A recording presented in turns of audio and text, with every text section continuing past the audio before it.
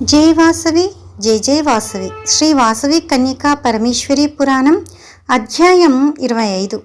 కుసుమశ్రేష్ఠుని వంశవృక్షం, కులధార, జాజలి, దశరథునిచే చంపబడిన పద్మాక్ష, వాల్మీకి రామాయణం అయోధ్యకాండ అధ్యాయం 63వ శ్లోకం. సాలంకాయన మహర్షి దగ్గర కథలన్నీ తెలుసుకున్న ఆ వైశ్య ఋషులు మళ్ళీ మళ్ళీ తెలుసుకోవాలనే ఆశతో మహర్షి వైపు చూస్తూ, ఓ బ్రాహ్మణోత్తమ, మన పూర్వవంశానికి చెందిన ఆ వైశ్యులు భాస్కరాచార్యునితో పెనుగొండ పట్టణానికి వెళ్ళి ఏమేమి చేశారు? మన వంశోద్ధారణ కొరకు పార్వతీదేవి అవతారం ఎత్తారని మునిశ్రేష్ఠుని నుండి విన్నాము. మన వంశం కోసం అవతరించింది పార్వతీదేవి, ఎవరింట్లో పుట్టింది అని ప్రార్థించారు. అప్పుడు సాలంకాయనలు, ఓ వైశ్యశ్రేష్ఠులారా, పార్వతీదేవి ఎవరి వంశంలో జన్మించిందో మీకు జాగ్రత్తగా చెబుతాను, వినండి. ఉద్వాహనుడు అనే వైశ్యుడు గోకర్ణం నుంచి పుట్టిన ఆ వైశ్యుల భారాన్ని మోసి భూలోకంలో సార్థక నామంతో భూలోకంలో పేరు పొందాడు. వారి ప్రభాత ఋషి గోత్రంలో పుట్టిన వారందరికీ మూల కారణమై కూటస్థ పురుషుడు అయ్యాడు. ఆ ఉద్వాహుని కుమారుడైన మఘుడు ఒక యజ్ఞం చేసి దేవతలను పూజించాడు. అతని కుమారుడైన మధువంతుడు సర్వలోకాలకు అధిపతి అయిన శ్రీ మహావిష్ణువును పూజించి కామగమన శక్తి ఉన్న విమానం పొంది ఒకసారి గంధర్వలోకానికి వెళ్ళాడు. అక్కడ విశ్వావస అనే మహాభుజుడు గంధర్వరాజు తన అందమైన కుమార్తె కోకిలేను మధువంతనకు ఇచ్చి వివాహం చేశాడు. ఆ దంపతులకు మణివంత, కీర్తివంత, శ్వేత, ముచుకుంద, విలోచన అనే 5 పరాక్రమవంతులైన పిల్లలు పుట్టారు. అందులో విలోచనకు తులాధార, మణిధార అనే కొడుకులు పుట్టారు. వారిలో తులాధారుడు కాశీకి వెళ్ళి అక్కడ ఉపవాసం వ్రతం చేసి ధర్మంలో జాజిలి అనే బ్రాహ్మణుడిని గెలిచాడు. అప్పుడు వైశ్యులు, ఓ సాలంకాయన మునిప్రభు, సదా ధర్మబద్ధమైన బ్రాహ్మణుడైన తులధారుడు జాజిలి అనే బ్రాహ్మణుడిని ఏ ధర్మంతో ఓడించాడు? ఇది మీకు కష్టమైన పని అయినా చింతించకండి, దానిని విస్తరించి చెప్పండి. సాలంకాయన మహర్షి, ఓ పిల్లల్లారా, నేను తులాధార మహాత్ముని గురించి చెబుతున్నాను, శ్రద్ధగా వినండి. జాజిలా అనే బ్రాహ్మణుడు ఒక అరణ్యంలో నివసించేవాడు. అతను సముద్ర తీరానికి వెళ్ళి అక్కడ తపస్సు చేశాడు. తపస్మాధిలో అతను చిన్న వైకల్యం లేకుండా ఎండిన చెక్కలా కదలకుండా ఉన్నాడు. అప్పుడు 2 కళింగ పక్షులు అతని తలపై గూడు కట్టుకొని గుడ్లు పెట్టి జీవించడం ప్రారంభించాయి. పక్షులు తన తలపై గుడ్లు పెట్టడం చూసి పక్షులకు ఇబ్బంది కలగకుండా చాలా నిశ్చలంగా కూర్చున్నాడు. అతని తలపైనే గుడ్లు పగిలి పక్షులకు రెక్కలు మొలసి పెద్దదై అత్యంత వైభవంగా వృద్ధి చెందెను. జాజిలి అనే గొప్ప తపస్వి తన తలను పక్షులు వదలవని తెలిసి మౌనంగా ఉండిపోయాడు. ఆ పక్షులు మానస సరోవరానికి వెళ్లకుండా అక్కడే ఉండిపోయాయి.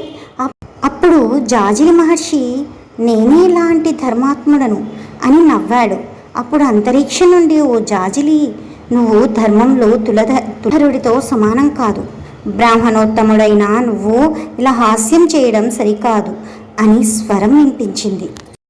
వర్తక వ్యాపారంతో జీవనం సాగించే నీకు ఇంత అపురూపమైన అతి దుర్బలమైన బుద్ధి ఎలా కలిగింది అని ఆశ్చర్యపోయిన జాజిలి తులాధరుడిని అడిగాడు. అప్పుడు తులాధరుడు, ఓ బ్రాహ్మణోత్తమ, బ్రహ్మవేత్తలతో నాకు అన్నిటిలోనూ ప్రాచీన ధర్మం స్థితి బోధించబడింది. సర్వభూతములోనూ దయ మరియు స్నేహం, యోగ్యమైన బ్రాహ్మణులను, దేవతలను పూజించడం మరియు స్వకులోచిత ధర్మం ఆచరణ, నిరహంకారాన్ని పరమధర్మమని చెప్పబడింది. మిగతావన్నీ ప్రాపంచిక విధేయత కోసం నీ తపస్సు అహంకారం వల్ల నష్టపోయింది. నీ కోసం నేను నా ధర్మ ఆర్జిత తపస్సును ధారపోస్తాను. కోరిక లేని తపస్సు ద్వారా సమస్త లోకాలన్నీ పొందవచ్చు అని అతను తన తపస్సును అతనికి ధారపోసెను. అప్పుడు జాజిలి తులాధారుని తపోబలం శక్తి నుండి పుణ్యలోకాలన్నీ పొందాడు. ఆ తులాధారుని కొడుకు మణిగ్రీవుడు. మణిగ్రీవుడికి దాన ధర్మాలలో ప్రత్యేక ఆసక్తి ఉండేది. అతని కుమారుడు జటిల మహర్షి గార్గ్య నుండి యోగాన్ని పొంది ఇప్పటికీ బ్రాహ్మణ ప్రియుడిగా బ్రహ్మజ్ఞానిగా లోకాలలో సంచరిస్తున్నాడు. ఆ జటిలుడి కొడుకే భద్రుడు. భద్రుడి కుమారుడు హయగ్రీవుడు. హయగ్రీవుని కుమారుడు పద్మాక్షుడు. పద్మాక్షుడు శూద్ర స్త్రీని వివాహమాడాడు. పుత్రవతి అయిన తన భార్యను విడిచిపెట్టి ఆ శూద్ర స్త్రీపై చాలా సంవత్సరాలు వ్యామోహం కలిగి ఉన్నాడు. ఆ శూద్ర స్త్రీ నుండి అతనికి ఒక కుమారుడు జన్మించాడు. దశరథ మహారాజు బాణంతో ఆ కొడుకు చనిపోతాడని తెలిసి పద్మాక్షుడు శూద్ర స్త్రీతో అగ్నిప్రవేశం చేశాడు. కులస్త్రీలలో జన్మించిన పద్మాక్షుని కుమారుడు సత్యవంతుడు మరియు పవిత్రుడు కనుక హేమవర్ణుడు అనే పేరుతో శోభించాడు. అతని కొడుకు శివ గోముఖుడు. శివుని కుమారుడు గోముఖుడు యవనుడిని పూజించి దీర్ఘాయుష్షు పొంది మహర్షి మాండవ్య శాపం పొంది వాయురూపం దాల్చాడు. ఆ గోముఖుడి కొడుకు కుముదుడు.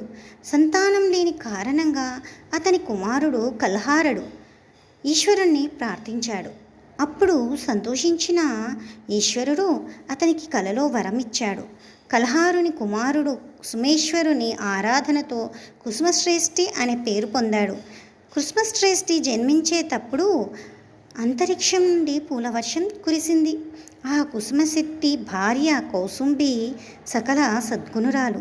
అటువంటి కుసుమాంబేలో మహాదేవుని భార్య భక్తవత్సల పార్వతి జన్మించింది. ఓ వైశ్యోత్యమ, ఉద్దాహనుడి వైశ్యవంశ చరిత్రను మీలాగే వినేవారు లోకంలో లక్ష్మీదేవిని పొంది ఉంటారు. శాశ్వతంగా జీవిస్తారు. కీర్తి మరియు సత్సంతానం సంపదలు కలిగి ఉంటారు. జై వాసవి, జై జై వాసవి. శ్రీ వాసవి కన్యకా పరమేశ్వరి పురాణం 25వ అధ్యాయం సమాప్తం. మరలా 26వ అధ్యాయంలో కలుద్దాం.